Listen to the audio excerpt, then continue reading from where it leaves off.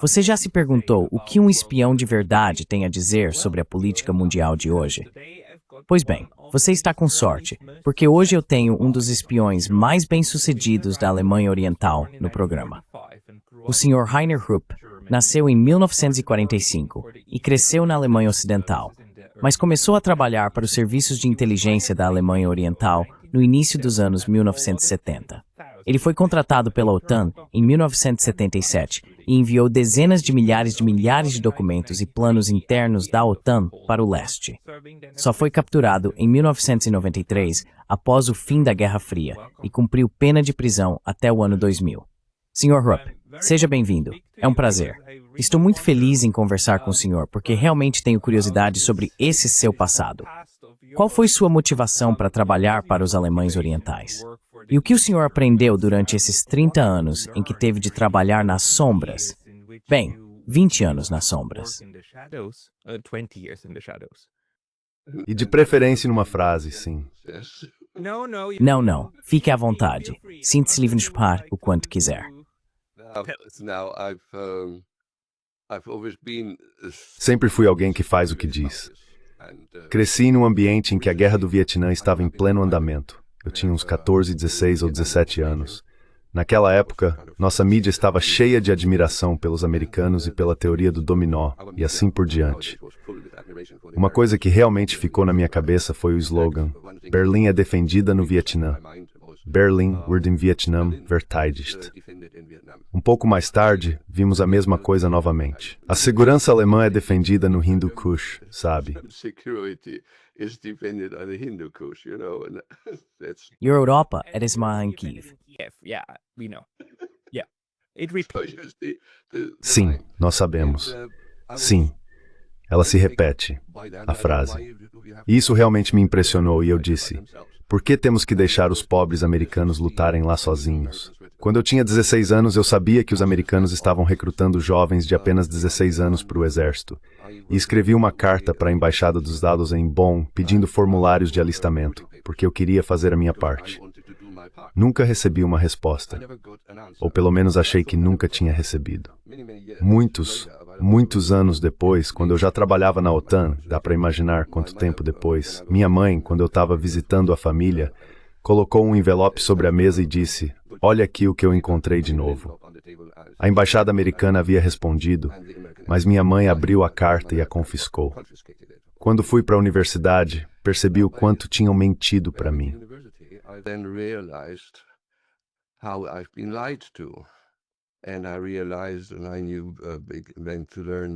E eu percebi e comecei a aprender sobre todos os crimes contra a humanidade que os americanos estavam cometendo lá.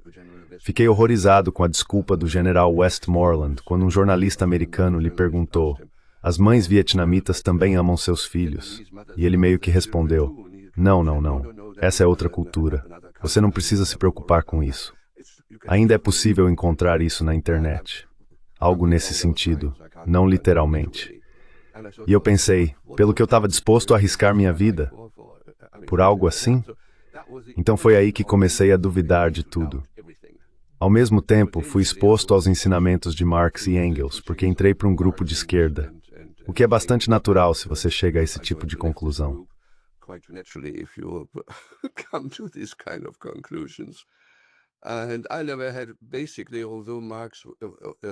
E eu nunca tive, basicamente, embora Marx tenha nascido e vivido em Trier, onde eu estudei num ginásio, Marx nunca era realmente mencionado, ele simplesmente não existia.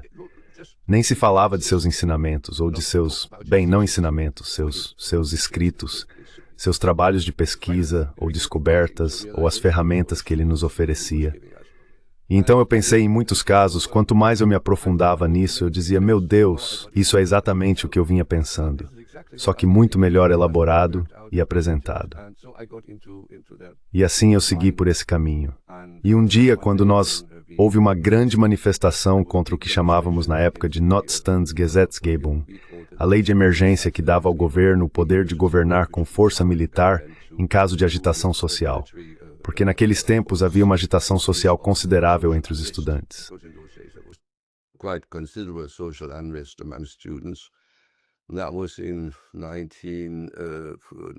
Isso foi em 1968. E aconteceu por pura coincidência que eu encontrei um desses caçadores de talentos da HVA, o Serviço de Inteligência da Alemanha Oriental, o Serviço de Inteligência Estrangeira. Passamos a nos conhecer. Rainer poderia ser meu pai, e ele tinha ideias completamente diferentes da geração mais velha que eu conhecia. Jogávamos xadrez 3 vezes por semana, e ele gostava muito de jogar comigo, até eu começar a vencê-lo. Mesmo assim, no fim, Nori começou a falar sobre a RDA, não apenas sobre o socialismo teórico que todos nós fazemos, falar sobre o que faríamos e o que deveria ser feito. Ele falou sobre o comunismo realmente existente, o que se manda em petição no leste.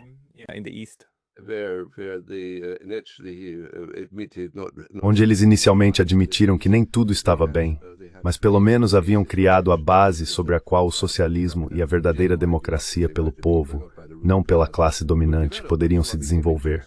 Então fiquei interessado e, no fim, fui com ele atravessar a fronteira, até mesmo com meu próprio passaporte na época. Mas essa foi a primeira e a última vez. Passei uma semana lá. Pedi para circular livremente, porque não confiava nos alemães orientais. Afinal, ser de esquerda, mas não ser alemão oriental. Bem, ser pró-Alemanha Oriental era algo bastante natural naqueles dias. E por isso quis andar sozinho. Fiz algumas viagens, circulei, fui à Universidade Humboldt e assim por diante.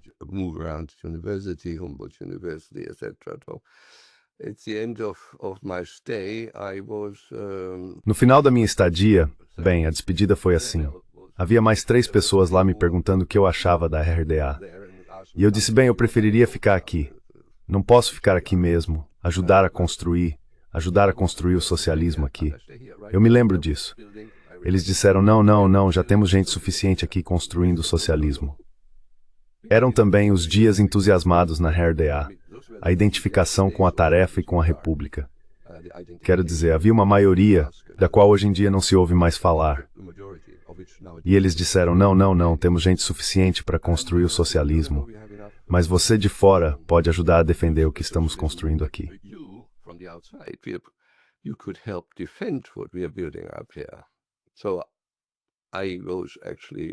Então eu estava realmente pensando, o que isso significava? Eles não vieram com serviço secreto nem nada do tipo, mas contra o pano de fundo do Partido Neofascista Alemão, o NPD na época. Eu estava na Universidade de Mainz, bem do outro lado do Reno, em frente a Wiesbaden. Eles tinham conseguido, acho que cerca de 10 ou 11% dos votos, entrar no governo do Estado. E eles disseram que isso era um desenvolvimento muito perigoso, com o que eu concordei, e perguntaram se eu não poderia ajudá-los indo a algumas dessas reuniões, para ver o que estava acontecendo, em que direção, sobre o que estavam falando, quais eram seus alvos, etc. E eu pensei, uau, essa é uma sugestão interessante. Foi assim que tudo começou.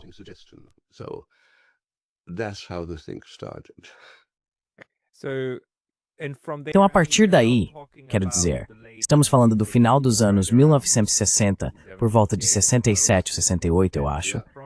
E então você se formou na universidade, foi contratado pela OTAN e ainda mantinha contato com pessoas do leste.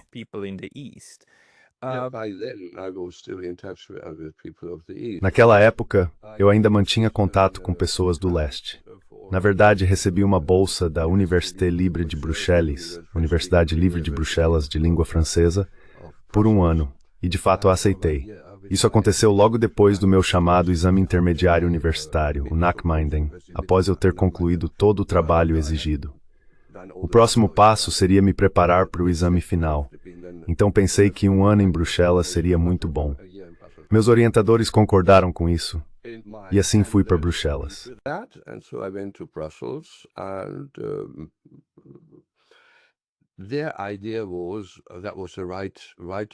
A ideia deles era que esse era o caminho certo a seguir. Porque achavam que a União Europeia, mais cedo ou mais tarde, deixaria de ser apenas uma organização econômica para se tornar uma organização política. E assim, a ideia era que eu também seguisse mais ou menos nessa direção. Eu já falava francês fluentemente, e meu inglês não era ruim, então me virava muito bem. Fui reconhecido na universidade. E conheci uma moça inglesa muito simpática em Bruxelas, que ainda é minha esposa. Quero dizer, estamos casados há mais de 50 anos. Com a mesma pessoa, é claro. We are married over 50 years, I mean, to the same person. Parabéns. Isso já não é mais algo evidente, quero dizer. It was really, truly through the ups and downs. Foi realmente de verdade entre altos e baixos. Mesmo assim, houve 2 ou 3 anos em que também trabalhei. Voltei para Bonn, fiz meu exame final e o resultado foi muito bom. Em Bonn, naquela época, não tínhamos summa cum laude, mas eu estava entre os 5 melhores. Com os idiomas e tudo mais, voltei então para Bruxelas para procurar um emprego na UE. Justamente naquele momento, infelizmente, os britânicos ingressaram na UE, então não havia vagas para alemães, franceses ou outros recém-chegados. Na verdade, as pessoas estavam recebendo indenizações generosas para deixar seus cargos, de modo que o Temburtoing Clubitoning for. Handshakes to leave their position so the Brits could join. Mas aqueles tempos eram diferentes de agora. Não era preciso se preocupar com empregos, então consegui outro bem rapidamente. E como aconteceu, tornei-me... Bem, mesmo naquela época, os títulos já eram bastante exagerados. O diretor de pesquisa industrial de um banco mercantil britânico. Eu analisava os mercados de empresas britânicas de porte médio e médio grande, com até cerca de 5.000 funcionários, que queriam encontrar parceiros estratégicos no que vocês chamam de Triângulo Dourado, Bélgica, Alemanha e Países Baixos, para expandir para a web, seja comprando ou investindo. Certo, um cargo de analista. Sim, na verdade mais do que um analista, porque eu também tinha que ir até as empresas, conversar com as pessoas-alvo, com CEOs. Isso me deu muita experiência e uma compreensão dos problemas reais da indústria alemã, etc. Então, finalmente, isso acabou se tornando muito especializado, me afastando demais. Quando recebi uma oferta do ex-porta-voz do Departamento de Relações Exteriores da Comissão Europeia, Dr. Bayer, para me juntar a ele como seu assistente direto no primeiro grupo de lobby da UE. Ele havia recebido uma indenização generosa. Quero dizer, ele tinha os escritórios mais bonitos, no lugar mais bonito de Bruxelas, na Avenue Louise. Nunca mais tive um escritório melhor depois disso, mesmo tendo cargos mais importantes. I never had a better office later on. I had more important jobs, but that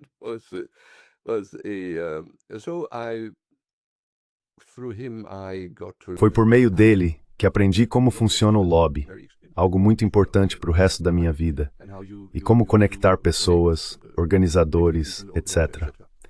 Um dia minha esposa, que na época trabalhava na Comissão Militar da Embaixada do Reino Unido junto à OTAN, disse: há um cargo na OTAN que combina perfeitamente com você, com suas qualidades.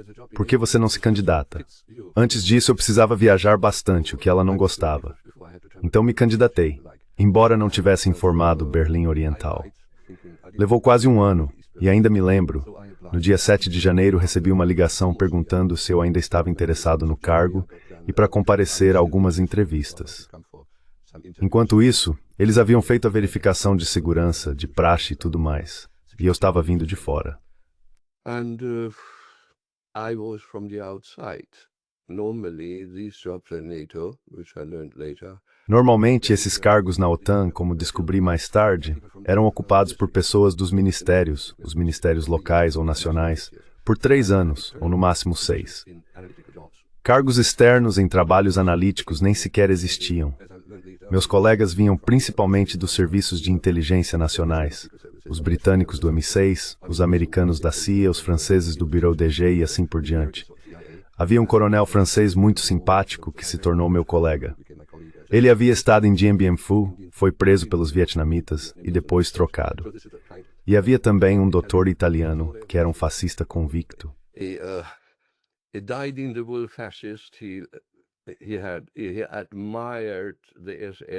Ele admirava a SS, as divisões de tanques da SS, as divisões Panzer e o que elas conquistaram, e disse que era isso que deveríamos fazer novamente. Havia uma mistura real, mas ele também vinha da inteligência italiana.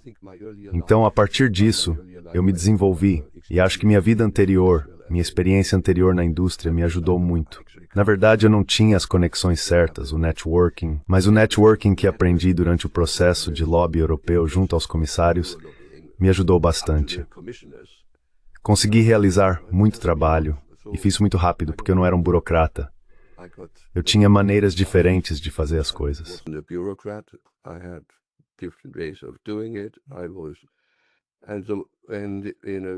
E numa burocracia, quanto mais trabalho você faz, mais eles colocam sobre você.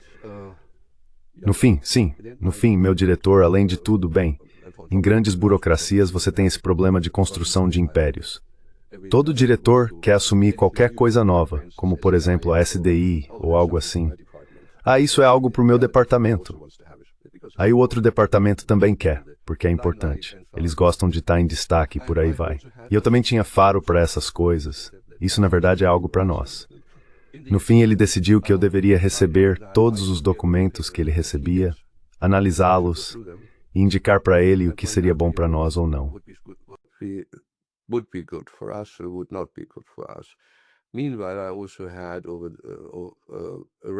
Enquanto isso, eu também tinha uma reputação nas divisões de planejamento, de defesa e armamentos, por ser alguém muito útil com armas. E tipos Querdenker são úteis quando se trata de participar de novos desenvolvimentos ou novos projetos. Então, me pediram para entrar. Meu colega sempre reclamava porque eu dizia, já tenho trabalho suficiente. Mas, mesmo assim, consegui algo, embora pudesse me livrar de algo menos interessante em troca. No fim, meu colega francês, o coronel, não vou mencionar o nome dele, se aposentou. Ele era nosso especialista em China, porque a OTAN também observava a China. E você sabe, o inimigo do meu inimigo é meu amigo.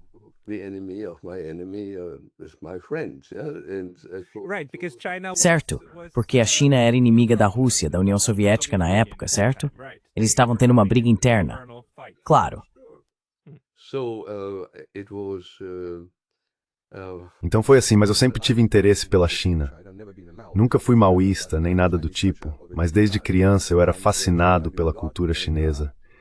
Então eu já sabia bastante coisa e queria muito aquele emprego.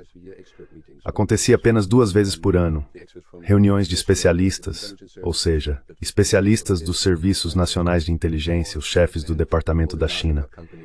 E nos países maiores, como os Estados Unidos, também traziam alguém da DIA, a Agência de Inteligência de Defesa, e alguém vinha da Embaixada em Pequim. Então realmente dependia.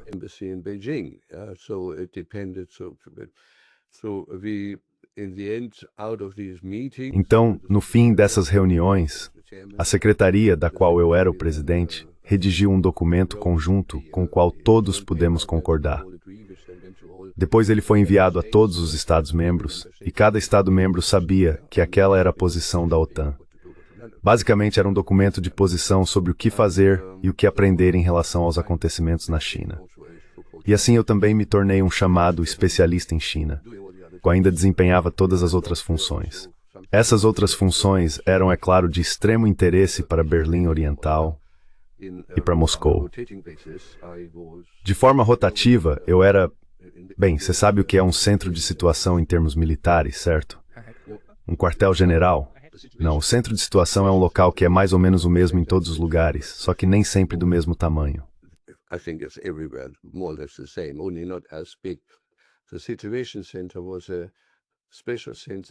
O centro de situação era uma unidade especial dentro da OTAN, o Santo Graal, basicamente, onde só se podia entrar com um passe especial.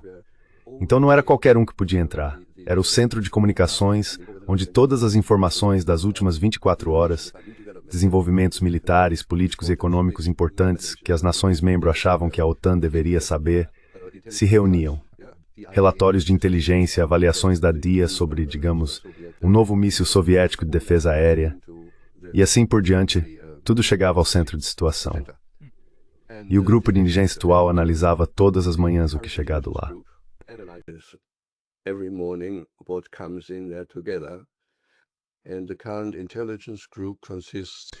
O grupo de inteligência atual era composto por um presidente da diretoria de assuntos políticos, sempre de assuntos políticos, inclusive eu, e os demais eram especialistas militares. Eles faziam avaliações diferentes sobre o que era importante e, em seguida, o relatório era enviado. Nós nos reuníamos logo pela manhã e o relatório era distribuído todos os dias. Em um sistema de rodízio, como eu disse, eu também fazia parte disso. Mas esse rodízio também significava que eu tinha a chance, a cada dia, de fazer meu trabalho regular no grupo de contra-inteligência. Ou não. Eu podia investigar o que havia acontecido em nossa biblioteca e, é claro, tudo isso estava sob vigilância. And of course, under surveillance, I couldn't take the stuff back into my office. Eu não podia levar aquele material de volta para o meu escritório, mas isso era algo muito importante, especialmente em tempos de crise, porque eu teria sido realmente uma parte central de qualquer crise. Normalmente, em tempos de paz, ou em situações sem crise, isso acontecia de forma rotativa, uma vez por dia. Mas, por exemplo, nesses exercícios Wintex, quando estávamos treinando para o primeiro uso de armas nucleares contra o leste, simulávamos ao longo de uma semana o desenvolvimento completo de uma crise. Então, no fim, a única, entre aspas, a única saída era usar armas nucleares contra os soviéticos. Nesses jogos de planejamento, sim. O quê? Em jogos de planejamento, nesses cenários de planejamento, sim. A ideia por trás disso, e em situações como essa, eram 6 horas, 6 horas, 6 horas, era que haveria 4 de nós como eu, trabalhando sem parar. Após cada turno de 4 horas, informaríamos o Conselho de Planejamento de Defesa da OTAN, o DPC, que era composto pelos embaixadores da OTAN. Eles ficariam ao telefone, conectados em tempo real a alguém que representava o chefe de Estado da Alemanha, não necessariamente o próprio chefe de Estado, mas seu representante em Bonn, no bunker nuclear no Vale do Ar.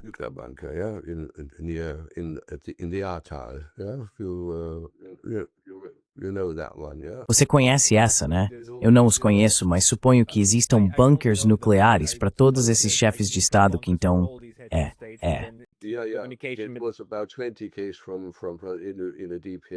Foram cerca de 20 casos em uma colina profunda. E Willy Wimmer, que era, bem, por parte desse tempo ele foi do CDU, e por parte desse tempo foi secretário de Estado parlamentar da Defesa. Ele representou o ministro da Defesa em um desses jogos. Na verdade, foi justamente o último jogo em que, pela primeira vez, os alemães impediram os planejadores americanos de realizá-lo. Nesse último jogo, que já foi depois de 1985, eles deveriam atacar a Alemanha Oriental com 2 armas nucleares, uma em Dresden e outra perto da fronteira polonesa. E Willy Wimmer interrompeu o jogo, a participação alemã no jogo, e disse não vamos participar disso. Na verdade, um homem muito corajoso. Ainda mantenho contato com ele porque temos visto esse tipo de situação sob a mesma perspectiva. Ao mesmo tempo, isso dá uma ideia de quão importante era a situação também para o leste e para tempos de crise.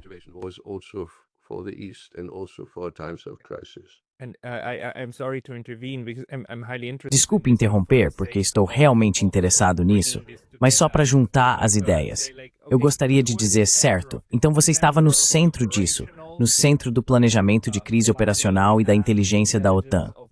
E você encaminhou tudo isso para o leste. Tudo foi para lá, tanto quanto você pôde, imagino. O que você acha que isso fez, essa troca de informações, garantindo que o leste, e assim também a União Soviética, soubessem o que a OTAN estava fazendo? Isso foi uma parte importante para manter toda a estrutura de alguma forma estável.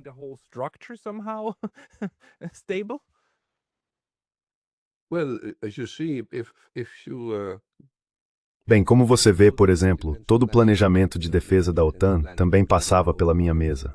O planejamento de defesa de longo prazo, para até 5 e até 10 anos, que era atualizado todos os anos em um processo muito grande e trabalhoso. Tudo isso passava pela minha mesa e basicamente ia parar lá. E uma vez, eles até se gabaram de ter os resultados finais sobre a mesa deles, antes mesmo dos ministros da OTAN. They had the final results before the NATO ministers on their table. Você foi bom. Os alemães foram rápidos. And yes, now if Sim. Agora tenho quase certeza de que você conhece a teoria dos jogos. Se eu tenho um baralho e conheço o seu baralho, em um jogo real, sério, você pode fazer o que quiser, mas perde. A questão é, eu fiz isso para o leste vencer uma guerra? Não. A questão é que eu vi isso com meus próprios olhos, em um dos documentos mais secretos e importantes da história, o documento mais secreto da OTAN, o Comitê Militar 161. Era o resultado anual atualizado de mais de 40 subcomitês que analisavam todos os aspectos da defesa, e era uma pilha de documentos assim. A pile of documents like that. So about 50 centimeter documents. Então, cerca de 50 centímetros de documentos. E o documento do topo, que era a estratégia, dizia com bastante clareza: a União Soviética não quer uma guerra com a OTAN. A estratégia deles é que se uma guerra estourar, farão tudo o que for possível para garantir que ela não seja travada em território socialista, mas sim levada para o território do agressor. Agora a OTAN, especialmente os generais americanos, sempre dizia, quando surgia a discussão sobre intenções e capacidades: não nos importamos com intenções, eles têm a capacidade, então precisamos agir. Se você olhar por trás de tudo isso, verá que eles eram os agressivos, e nós não éramos defensivos.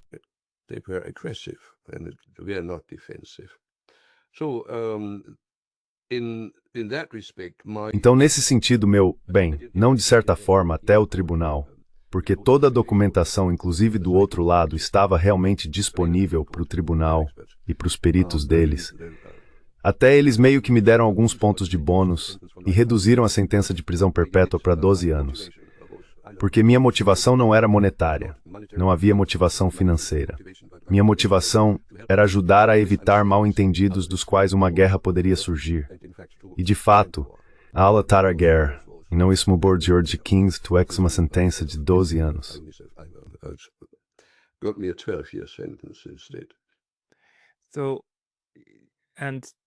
Desculpe, precisamos interromper novamente, mas leve tudo isso em consideração. Quero dizer, a Guerra Fria terminou, e terminou com sucesso, no sentido de que não terminou em uma guerra quente. Na verdade, terminou com uma resolução pacífica. E como Jack Matlock, o ex-embaixador dos Estados Unidos na União Soviética, repete várias vezes, ela terminou porque ambas as partes concordaram que deveria terminar. Esse entendimento também manteve a Europa segura. Agora, seguindo em frente, você observa como a OTAN está agindo e se comportando hoje, e observa a Rússia, a posição em que a Rússia se encontra, e as antigas mensagens e sinais sobre a Ucrânia, novamente enquadrados como a defesa da Europa na Ucrânia. Qual é a sua avaliação do momento atual? What is your assessment of the current moment? Não mudou. As atitudes e o comportamento da OTAN não mudaram. Quero dizer, eles estão pressionando, provocando, pressionando que os russos reajam.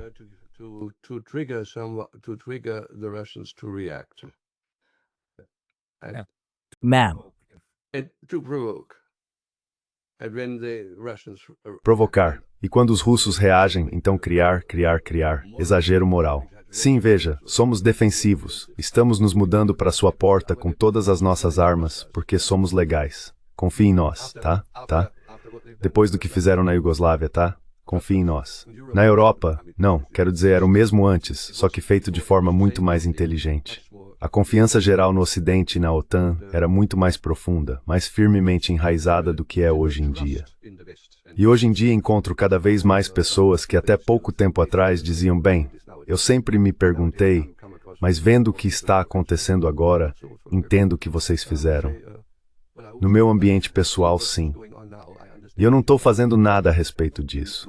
Não estou por aí dizendo, olha aqui, confie em mim. Mas qualquer pessoa com um pouco de bom senso vê o que está acontecendo.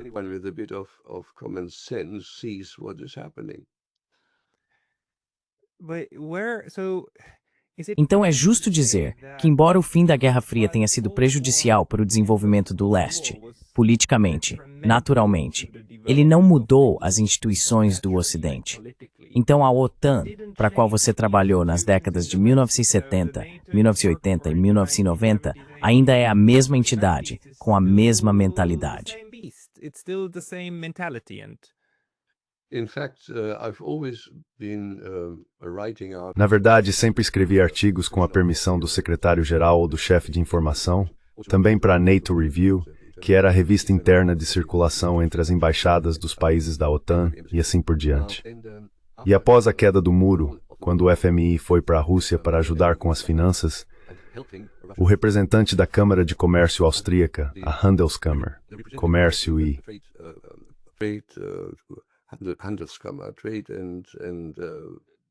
A Kammer in Stetsow. Em Bruxelas, sim, em Bruxelas. Alguém que eu conhecia há muitos anos disse: por que você não escreve um artigo sobre esse aspecto? E ele foi publicado na revista deles, semanalmente, ou talvez fosse mensal, acho. Eu deveria verificar lá embaixo. Eu escrevi porque os austríacos queriam manter viva a capacidade de compra da União Soviética, o poder de compra do leste. Eles queriam fazer negócios com eles, não queriam saqueá-los. Essa é uma abordagem completamente diferente. E eu destaquei, lembro-me dessa frase como um subtítulo, que para cada 10 bilhões de dólares que o FMI dá à União Soviética, o governo soviético está destruindo 100 bilhões em ativos por meio dessas chamadas políticas de reforma, as reformas de choque e pavor.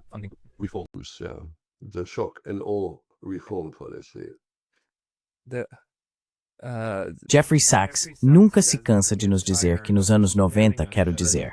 Mas a abordagem dele era dizer que precisávamos apoiar o rublo e garantir que a economia não entrasse em colapso. Mas ele não recebeu nenhum apoio de Washington para isso. Absolutamente nenhum. Eles querem que você faça isso. Bem, os britânicos, desde os tempos coloniais, ainda têm aquele ditado: chute-os quando estiverem por baixo.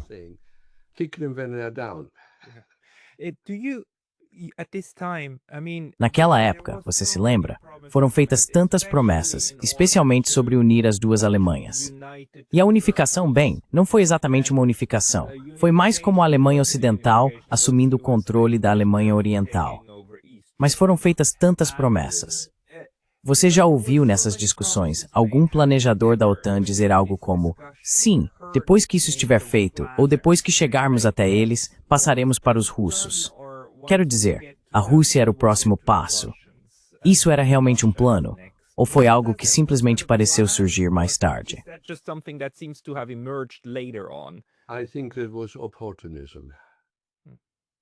Acho que foi oportunismo. Podemos fazer isso, então vamos fazer. Surgido da situação, do caos na Rússia. Agora pode ter havido, nunca vi um plano para isso. Além disso, em julho de 1993, eu estava atrás das grades, então minhas possibilidades de me manter informado, pelo menos por um tempo, eram bastante limitadas. Mesmo assim, lembro-me de um Lord, sim, Lord Ritsdale era o nome dele. Não me importo em mencioná-lo, provavelmente já morreu, porque era mais velho do que eu, e eu já tenho 80 anos. Então Lord Ritsdale era membro do grupo britânico que certa vez se reuniu com outros membros dos grupos parlamentares da Assembleia do Atlântico Norte. Você sabe o que é a Assembleia do Atlântico Norte? You know what the North Atlantic Assembly is. It was NATO was trying to give itself A OTAN estava tentando se dar uma espécie de manto de determinação democrática e descolada. Assim surgiu a Assembleia do Atlântico Norte, onde membros selecionados dos parlamentos nacionais representavam seus países. Lord Ritsdale, que era membro da Câmara Alta, me disse, bem, devo acrescentar, que eles realizavam reuniões 2 vezes por ano, sempre em lugares muito agradáveis, muito acolhedores, luxuosos, com ótima comida, realmente em todos os países da OTAN. Então, quando o secretário-geral me pediu para ir falar com eles, eu não recusei. Acabei me tornando uma espécie de palestrante quase anual ou semestral em uma dessas conferências. Lord Ritsdale.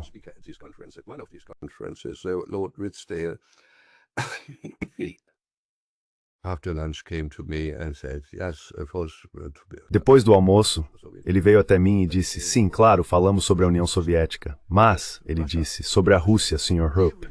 Sim, a Rússia. A Rússia tem tudo o que precisamos, mas não temos permissão para pegar. Um dia chegará em que colocaremos as mãos nisso. E eu pensei, seu velho idiota, desculpe a expressão. Mas essa frase foi uma que eu lembrei muitas vezes na prisão, enquanto estava sentado na minha cela. Eles realmente conseguiram fazer isso. Felizmente, apenas por um tempo limitado. Mas ainda não desistiram disso. Você sabe esse esforço obsceno sobre descolonizar a Rússia.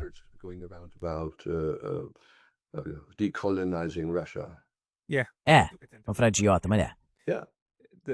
Sim, e até o Kalash tem fedido por isso.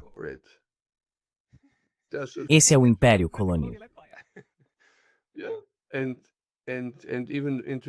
Mesmo na Alemanha, por no ano de 23, houve uma grande reunião.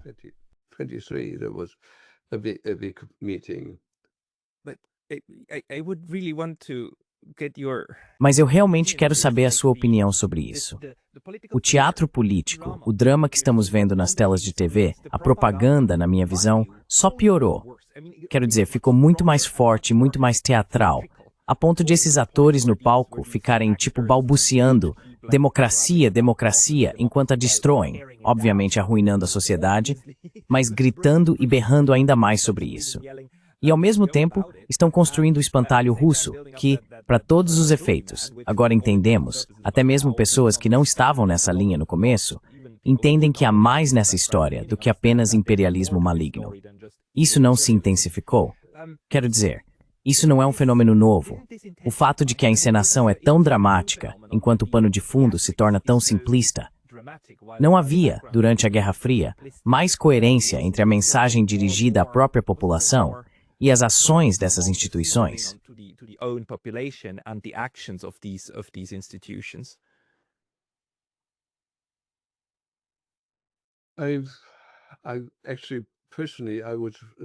Na verdade, pessoalmente, eu acho que é exatamente o contrário.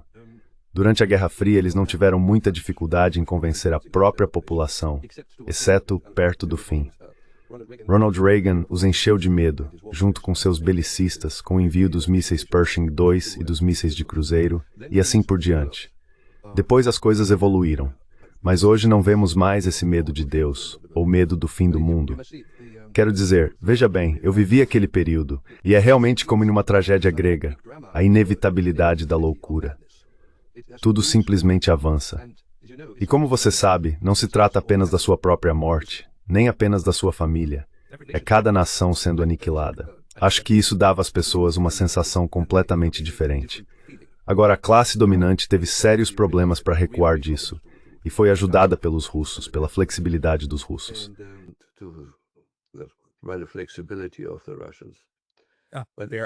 Eles estão levando em conta 8 anos de guerra por procuração em Donbass e assim por diante, sim.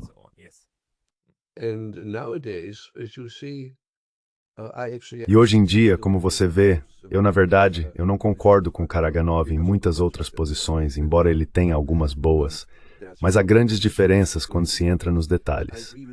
Ainda assim, concordo com ele em uma coisa, que as elites ocidentais tentam incutir na população a ideia de que não há motivo para temer uma guerra nuclear, que os russos estão apenas blefando. Mas você conhece a teoria das probabilidades. Se você tem uma situação em uma máquina em que uma das engrenagens está apenas um pouco desalinhada, digamos, uma probabilidade de 1 em 1000, mais cedo ou mais tarde ela vai quebrar, certo? Pois é exatamente isso.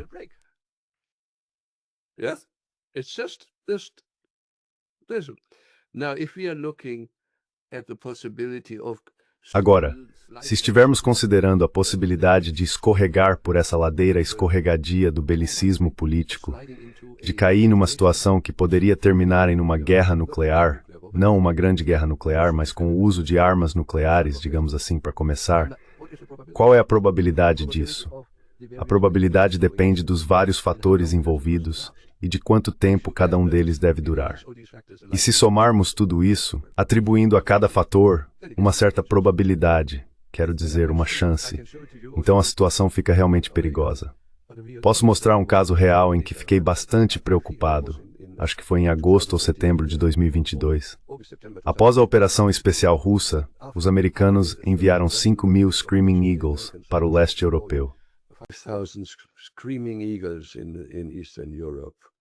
The Screaming Eagles are belonging to Os Screaming Eagles, esse é o nome, quero dizer, é uma unidade aerotransportada muito famosa, a Sandy Prisma Divisão Aerotransportada.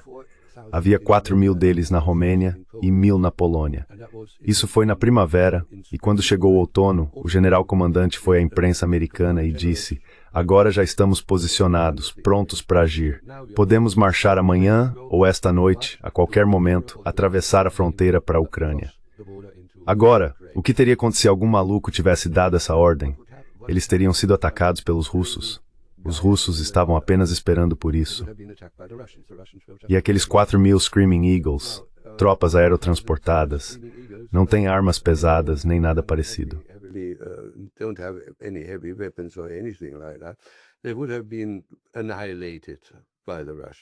Eles teriam sido aniquilados pelos russos.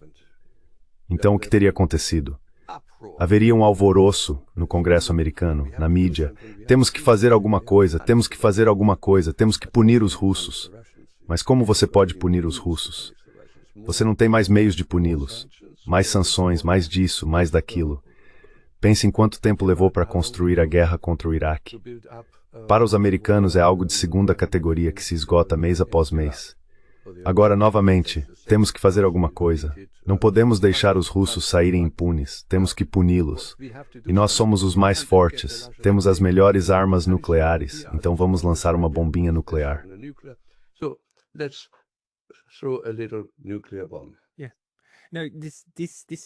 Sim. Agora, essa situação é extremamente perigosa. Mas, ao mesmo tempo, vimos, ao que me parece, que durante 3 anos e meio a estratégia principal, transformar a Ucrânia em uma guerra por procuração, ou uma guerra de implementação, ou uma guerra de coalizão travada na Ucrânia contra a Rússia, foi realmente defendida. Você se lembra daquele episódio em que um míssil ucraniano, um míssil perdido, matou 2 fazendeiros poloneses e os ucranianos gritavam que tinham sido os russos? Foi a primeira vez que a OTAN realmente ficou furiosa com o Sr. Zelensky e disse: cale a boca, porque se isso passar, teremos que ir lutar, e não queremos. Então cale a boca e continue lutando. E eles mantiveram essa posição. Verraad, e ainda existem algumas mentes luzes por aí, não apenas Kiesewetter e alguns outros, Team. Os principais fomentadores de guerra na Alemanha é. Então, a retórica pública e o planejamento operacional real são obviamente 2 coisas diferentes, certo?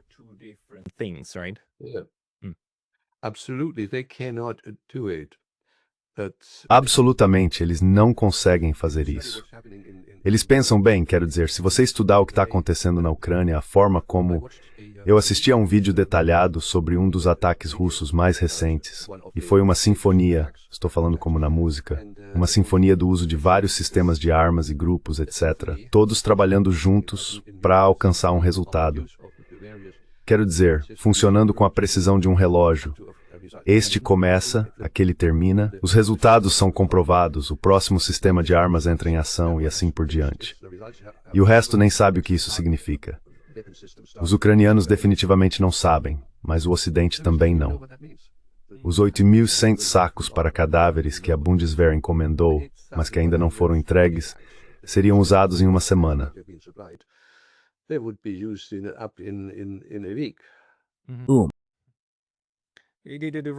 Os russos são extremamente, as capacidades militares deles são no mínimo uma prova de que são extremamente avançados, enquanto os europeus continuam afirmando o contrário.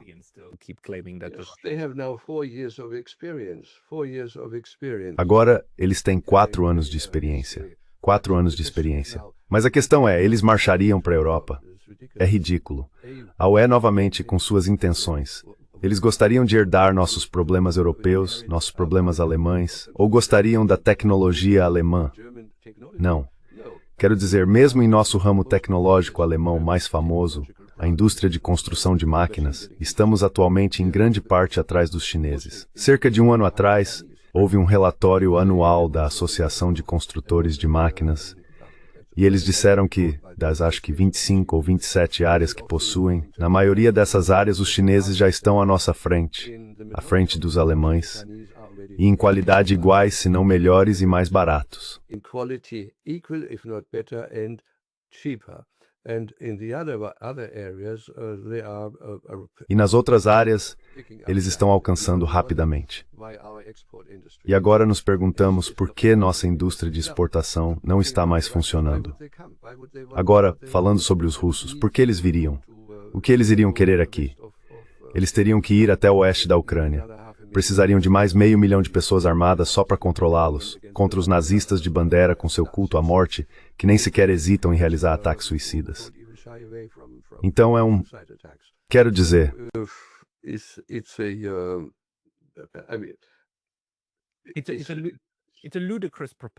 É uma proposta absurda, é uma ideia absurda, mas esse é o principal argumento que os belicistas usam para justificar que precisamos escalar ainda mais na Europa Ocidental e partir para uma guerra total com a Rússia.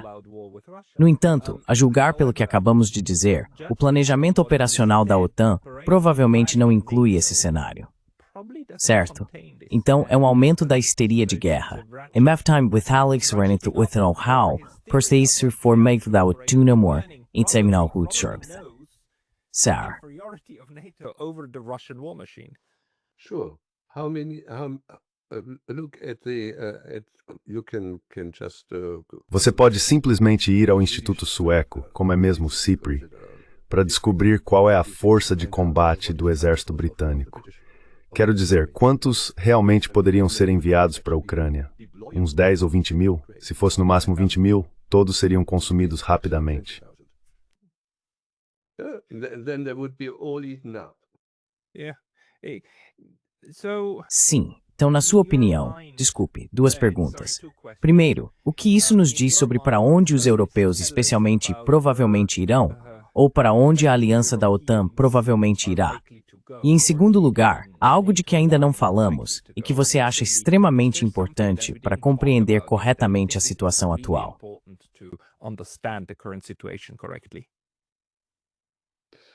I think to understand the current situation. Acho que para entender corretamente a situação atual, seja a situação militar ou a situação das elites ocidentais, é preciso perguntar por que elas se mantêm unidas de forma tão obstinada e tomam decisões que, na verdade, são as piores para o próprio povo. Quero dizer, isso é um fenômeno e tanto, não é? É sim. Tenho estudado isso há algum tempo, e na verdade isso remonta à nova ordem mundial criada sob Bush pai em 1989 e 90. Mas acho que levaria tempo demais para entrar nesse assunto agora.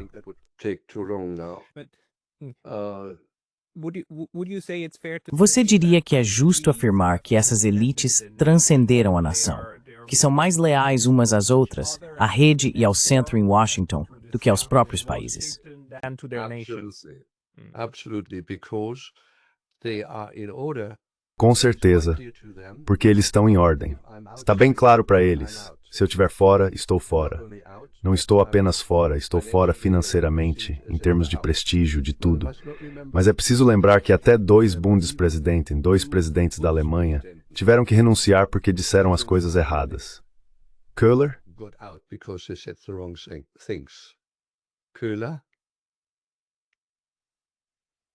Sim, e eu não me lembro. Mas o segundo foi aquele com a dissertação. Ele era o vice-chefe do FMI e se tornou, ele conseguiu o cargo mais alto na Alemanha, o de Bundespresidente. Ele não tem muito poder, mas é a posição mais alta do país.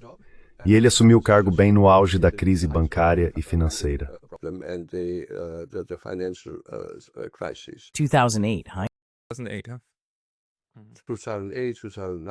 2008, 2009 e os anos seguintes.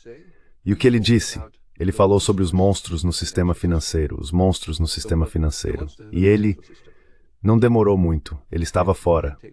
E o outro? Você sabe quem é o outro? Aquele com a dissertação, certo? Ele foi atacado por causa da dissertação, mas depois foi inocentado. Não, ele tinha uma esposa loira, não me lembro sim, mas... E na verdade foi a situação em que o Bundestag, o parlamento alemão, decidiu por um resgate de 100 bilhões, assim mesmo, da noite para o dia, um pacote de resgate de 100 bilhões para alguns bancos alemães. a packet for some German banks, Certo. and he didn't want to sign it. E ele não quis assinar, lembra? Ele se recusou a sancionar a lei. Certo. E então, de repente, encontraram algo comprometedor sobre ele e logo ele estava fora. Isso mesmo, ele renunciou. Outra pessoa, não é? He resigned. Someone else signed. Yeah, so you have the right elite. Sim, então você tem as elites certas nos lugares certos. Leais não à nação, mas ao projeto maior. Algumas pessoas chamam isso de globalismo, outras simplesmente chamam de imperialismo dos Estados Unidos. E é aí que está a traição. Mas por outro lado, ainda existe o braço operacional, a OTAN, que agora também se estende diretamente até a União Europeia, por meio dessas reuniões ministeriais conjuntas e coisas do tipo. Eu conversei com Evaristo Bartolo, ex-ministro das Relações Exteriores de Malta, que me explicou como isso funciona. Como os ministros das Relações Exteriores primeiro se reúnem num fórum da OTAN e depois, 2 horas mais tarde, se reúnem na UE, levando a mesma pauta. Então ainda temos o braço operacional dessa monstruosidade. Mas esse braço operacional parece ser o mais racional, tentando conter a guerra dentro da Ucrânia. Então, para onde isso está indo? Porque esse monstro ainda está aqui. Mas, na minha visão, ele não é mais muito estável. Quero dizer, a situação política agora está trabalhando contra esse arranjo.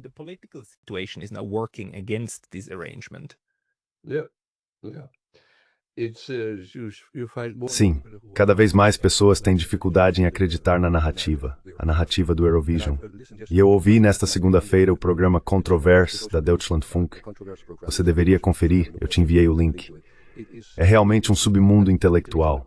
É inacreditável. E a Ucrânia ainda está vencendo, e os russos, literalmente os russos supostamente têm como prioridade matar civis na Ucrânia.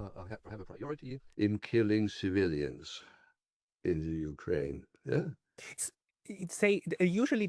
Dizem-mente, and as mememos befores, then is des, in Israel está protegido. Os memes palas costumam iras. I'll send you the link. Vou te enviar o link. Apenas ouça a introdução do programa, por favor. E se você tiver um tempo extra, é importante. Extra time, it's abhorrent. Sim, mas não estamos chegando cada vez mais perto desse ponto, sabe? A União Soviética, no fim das contas, teve um grande problema. A mensagem pública já não correspondia mais às realidades econômicas que as pessoas viam. E é exatamente isso que a Europa está vivendo agora. Em algum momento terá que surgir um Gorbachev europeu.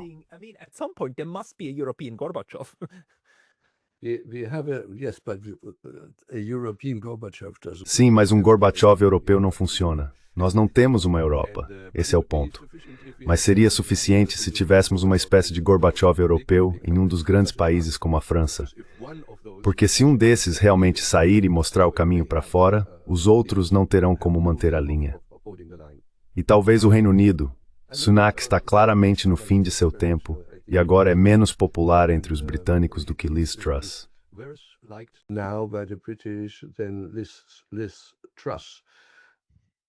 O que é uma conquista muito grande, sim. É uma grande conquista naquela época. Mas se um deles realmente sair, não precisa ser perfeito, apenas alguém que saia da loucura, o resto vai desmoronar. Tenho 100% de certeza disso. Você acha que a OTAN vai sobreviver por mais 70 anos? No way. No way. De jeito nenhum. De jeito nenhum. Certo, de jeito nenhum. Porque dá para ver, enquanto isso, quero dizer, sob Trump, as elites americanas deixaram de usar seus vassalos como um parquinho para suas grandes corporações e passaram a tratá-los como países a serem explorados.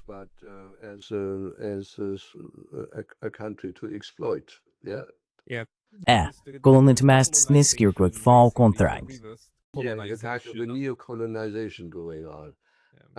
Sim, na verdade há um novo tipo de colonização acontecendo. E sim, há muitos.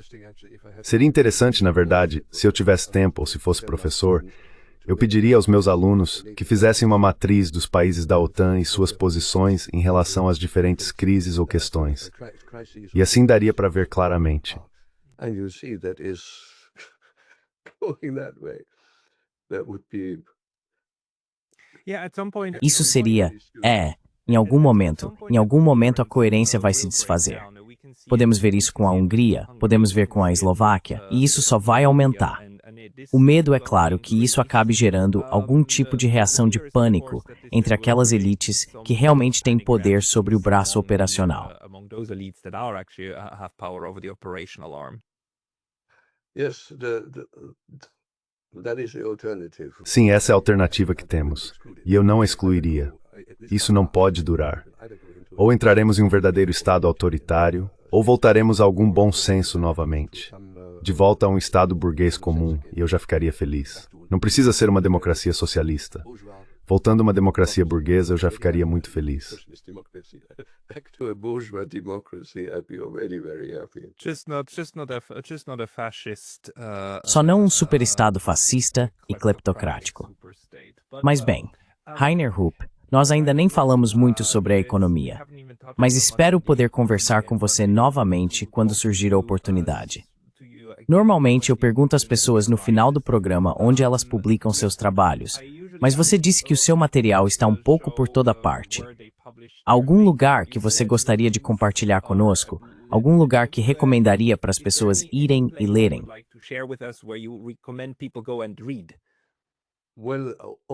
Bem, todos os meus artigos, devem ser centenas, ao longo dos anos, podem ser encontrados no meu site, hinrupkundschafter.com.